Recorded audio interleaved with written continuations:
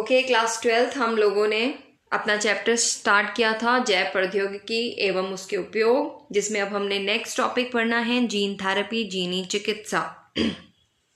जीनी चिकित्सा मतलब यहाँ पर हम त्रुटिपूर्ण जीन्स जो हैं उनको रिमूव करते हैं और उनकी जगह हेल्दी जीन्स जो हैं वो लगाते हैं, ताकि हमें आनुवांशिक रोगों से मुक्ति मिल सके। आनुवांशिक रोग जो पीढ़ी दर पीढ़ी ट्रांसफर हो रहे हैं, जो हमें अपने पेरेंट्स से मिले और आगे हम अपनी जनरेशन्स को भी ट्रांसफर करने की क्षमता रखते हैं। आपने पूरी आनुवांशिकी की यूनिट पढ़ी है, तो ऐसे रोगों से कैसे बचा जा सकता है। ऐसे रोगों से हम, क्योंकि वो उस रोग को उत्पन्न करने वाला जो पर्टिकुलर जीन है, अगर हम उस जीन को ही हटा दें, राइट, वो त्रुटिपूर्ण जीन को ही अगर हटा दिया जाए और उसकी जगह जो है स्वस्थ जीन हम इंट्रोड्यूस कर दें, तो हम उस बीमारी से बच सकते हैं, राइट। ये जो जीन थेरेपी है, इसके लिए मोस्ट ऑफ द टाइम जो हम वाहक यूज़ करते हैं वो रेट्रोवायरस करते हैं। वैसे रेट्रोवायरस की जगह और वाहक भी यूज़ हो सकते हैं, जैसे मैंने आप लोगों को बताया था कि वाहक एज अ वेक्टर के तौर पे हम प्लाज्मिड्स, जीवाणु, यीस्ट वगैरह भी यूज़ करते हैं। यहाँ पर हम जो है जीन थेरेपी के लिए रेट्रोवायरस का उपयोग करते हैं। आपके सिलेबस में जीन थेरेपी को लेकर जो आपके डिजीज एक्सप्लेन की गई है वो है skid, that is severe combined immunodeficiency disease, SCID, गंभीर संयुक्त प्रतिरक्षा न्यूनता रोग। ये वाली डिजीज जो है वो आपके NCERT में एक्सप्लेन्ड है, राइट। ये डिजीज में होता क्या है बच्चों, इस डिजीज के अंदर एक्चुअली में ADA बनना बंद हो जाता है। ADA क्या होता है? Adenosine deaminase. ये एक एंजाइम है, ये एंजाइम बनना बंद हो जाता है। और जब ये एंजाइम बनना बंद हो जाता है, ये एंजाइम एक्चुअली में बहुत इंपॉर्टेंट रोल प्ले करता है हमारी इम्यूनिटी को डेवलप करने के लिए। क्योंकि हमारी इम्यूनिटी कैसे डेवलप होती है, इसी एंजाइम की उपस्थिति में हमारे जो लिम्फोसाइट्स जो बोन मैरो में बनते हैं, वो लिम्फोसाइट्स B और T लिम्फोसाइट्स में बदलते हैं, राइट। ये बोन मैरो के अंदर हमारे पास, हमें पता है हमारा जो अस्थि मज्जा है, अस्थि मज्जा इज बोन मैरो।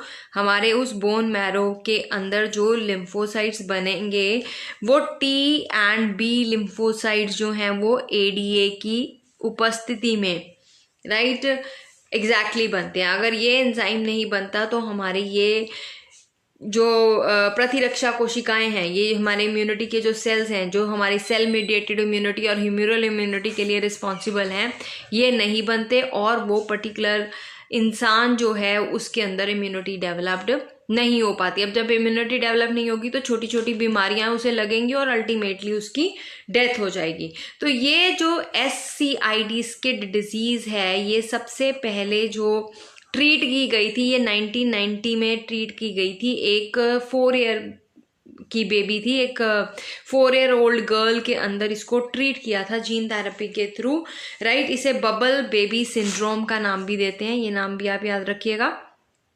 इसे हम बोलते हैं बबल बेबी सिंड्रोम।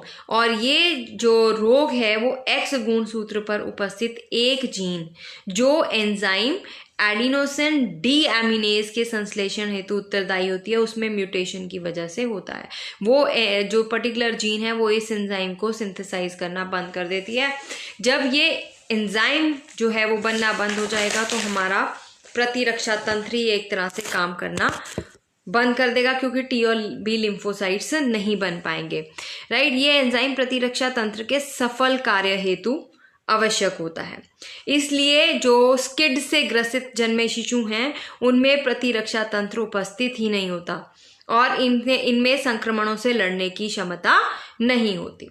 तो जीन चिकित्सा का ये सबसे पहला प्रयोग 4 वर्षीय लड़की पे किया गया था 1990 पे, 1990 में किया गया था, जो इस रोग से, स्किड रोग से जो थी प्रभावित थी। और इस उपचार के लिए हमने क्या यूज किया था, हमने इस उपचार के लिए सामान्य जीन के RNA की अनुप्रति, हमें पता है हमारे जो जीन है, हमारा जो DNA है पहले RNA बनाता है, RNA से हमारा वो पर्टिकुलर प्रोटीन बनता है। वो जो हमारा एंजाइम है एडिनोसिन डीएमिनेज, वो भी प्रोटीन ही तो है, enzymes are protein in nature, right. तो हमने क्या किया, इसके उपचार के लिए जो सामान्य जीन है जो हमारे पास एडिनोसिन डीएमिनेज बनाती है, उससे उस जीन का RNA की अनुप्रति ली, RNA की कॉपी ली और उस RNA को रेट्रोवायरस के अंदर प्रवेश करवा दिया, यहाँ पर रेट्रोवायरस या कोई भी और वायरस वेक्टर में स्थानांतरित करा दिया। फिर साथ के साथ हमने क्या लिया, वो जो रोगी है उसके बोन मैरो की कोशिकाएं, ठीक है, उसकी अस्थि मज्जा की, यानी बोन मैरो यानी अस्थि मज्जा, उसकी अस्थि मज्जा की कोशिकाओं को निकाला और उस विषाणुओं का संक्रमण करवाया। ठीक है, अब उस विषाणुओं के अंदर कौन सा है, सामान्य आरएनए, जिसने वो पर्टिकुलर प्रोटीन को कोड करना है। तो उस रोगी के अंदर एडीए बनना, एडिनोसिन डीएमिनेज बनना जो है वो स्टार्ट हो जाता है। ठीक है, तो हम क्या करेंगे, एक तरफ से क्या लेंगे, रोगी के बोन मैरो के कोशिकाएं लेंगे और दूसरी तरफ से उस रेट्रोवायरस के द्वारा बनाई हुई आरएनए की अनुप्रति, राइट। फिर उसको क्या करेंगे, उसमें विषाणुओं का संक्रमण कराते हैं उस पर्टिकुलर कोशिकाओं में। कौन सी, बोन मैरो की कोशिकाएं। रेट्रोवायरस का संक्रमण करवाते हैं और कोशिकाओं का संवर्धन करते हैं, उसका कल्चर कर देते हैं।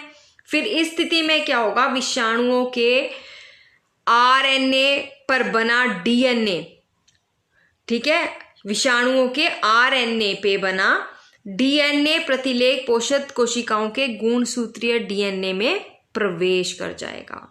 पोषक कोशिकाएं किसकी हैं, हमारा जो रोगी है, राइट, उसकी, रोगी की जो बोन मैरो की कोशिकाएं हैं वो होस्ट सेल की तरह काम कर रही हैं।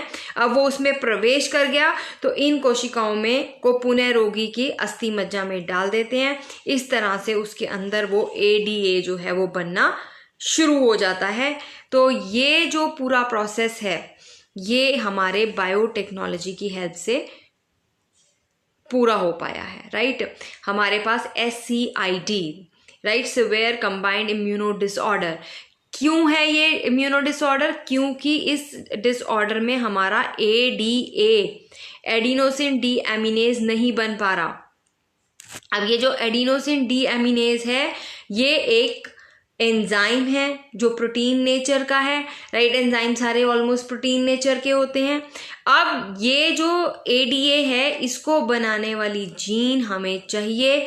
इसको बनाने वाली जीन के लिए हमने कौन सा व्हीकल यूज किया, हमने यूज किया रेट्रोवायरस, ठीक है, रेट्रोवायरस। तो इसके उपचार हेतु हमने सामान्य जीन के आरएनए को, हमने सामान्य जीन ली, सामान्य जीन के आरएनए की अनुप्रतियां हमने रेट्रोवायरस में डाली। फिर उन रेट्रोवायरस से हमने इन्फेक्ट करवाए लिम्फोसाइट्स। वो लिम्फोसाइट्स हमने कहाँ से लिए थे, वो लिम्फोसाइट्स हमने लिए थे रोगी के बोन मैरो की कोशिकाओं से, रोगी के बोन मैरो से। रोगी के बोन मैरो की कोशिकाएं क्या हैं, वो लिम्फोसाइट्स हैं। तो रोगी के बोन मैरो की कोशिकाएं हमने ली और उनको इन्फेक्ट करवा दिया इन रेट्रोवायरस से। इससे जो है उसके अंदर एडीए बनना शुरू हो गया, क्योंकि उन रेट्रोवायरस के अंदर वो वाला आरएनए है जो एडीए बना सकता है, ठीक है। तो इस स्थिति में क्या हुआ, विषाणु के आरएनए जीनोम पर बना डीएनए प्रतिलेख पोषक कोशिकाओं के गुणसूत्रीय डीएनए में प्रवेश कर जाता है।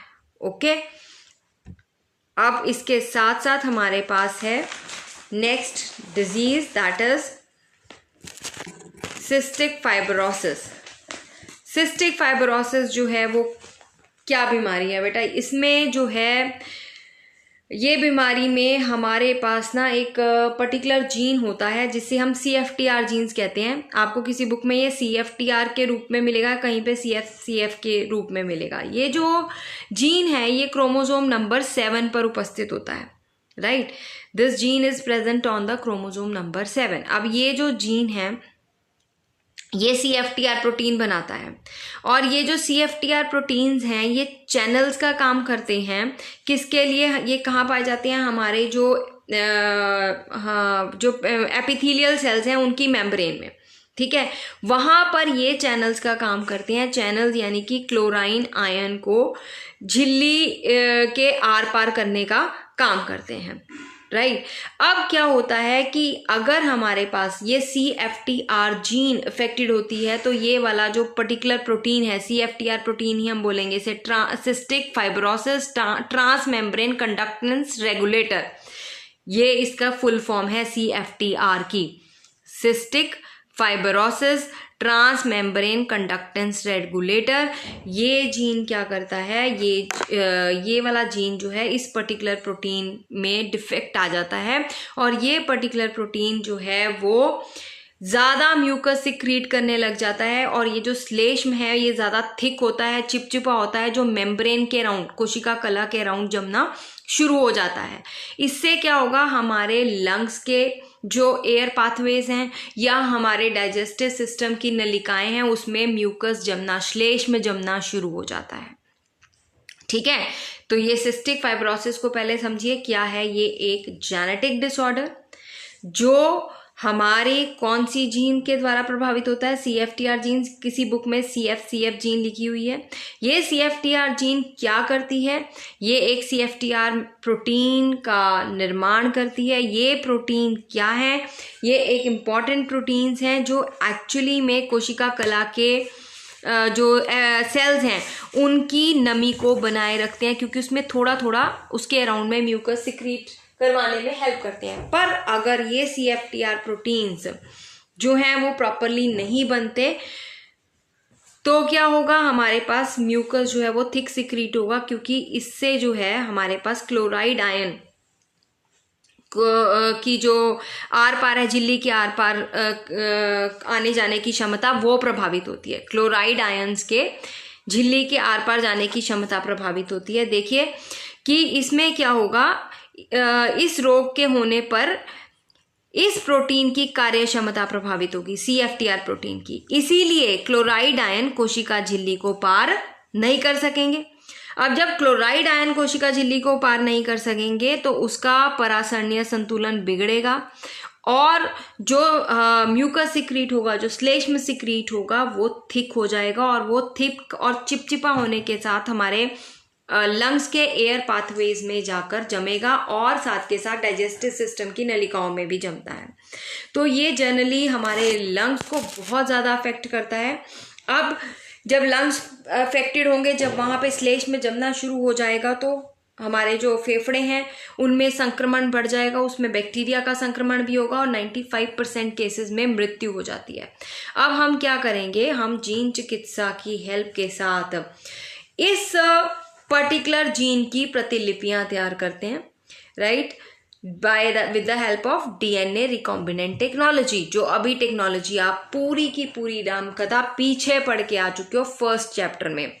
DNA की रिकॉम्बिनेंट टेक्नोलॉजी के द्वारा हम इस CFTR जीन या CFCF जीन की प्रतिलिपियां निर्मित करते हैं और फिर इन प्रतिलिपियों को, इन कॉपीज को, इन जीन की कॉपीज को फेफड़ों तक पहुंचाते हैं with the help of aerosol spray. ये एरोजोल स्प्रे के अंदर क्या होते हैं, लाइपोसोम्स होते हैं। ये लाइपोसोम्स लिपिड्स कंटेनिंग ड्रॉपलेट्स हैं, राइट। और हमें पता है हमारी कोशिका कला में क्या पाए जाते हैं, लिपिड्स पाए जाते हैं। तो जब हम एरोजोल स्प्रे के थ्रू इनको अंदर पहुंचाते हैं तो स्वस्थ CFTR जीन्स जो हैं इनसे आकर जुड़ जाएंगे और हमारे पास एक हेल्दी जीन जो है वो रोगी के अंदर पहुंच जाएगा, जो कि थिक म्यूकस को फिर से थिन कर देगा और एयर पाथवेज को क्लियर करने में हेल्प करेगा। ठीक है, तो इस तरह से हमने कई बीमारियों का इलाज जो है वो जीन थेरेपी के द्वारा किया है। एक इसमें से जो मैंने आपको सबसे पहले बताई, यही वाली बीमारी आपकी मेंशन है आपके NCERT की बुक में, जिसमें हमारे पास ADA की डेफिशिएंसी हो जाती है, एडिनोसिन डीएमिनेज एंजाइम की डेफिशिएंसी हो जाती है।